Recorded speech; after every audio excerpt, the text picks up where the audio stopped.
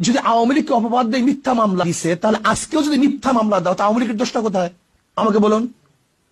আওয়ামী লীগ কি করছে? চাঁদাবাজি করছে। আজকেও যদি চাঁদাবাজি করি, তা আওয়ামী লীগের দোষটা কোথায়?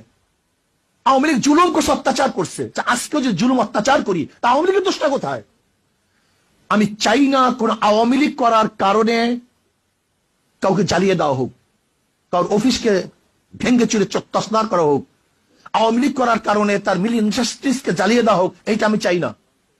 আমি চাই যে অন্যায় করছে তার বিচার হোক, কিন্তু যে অন্যায় করে না, সে যে দলের হোক না কেন, সে আমার শত্রু হোক না কেন, তার বিচার করা যাবে না, তার উপর জুলুম করা যাবে না। এই জুলুম মুক্ত এক দেশ আমরা করতে চাই, প্রত্যেক অধিকারকে প্রতিষ্ঠিত করতে চাই।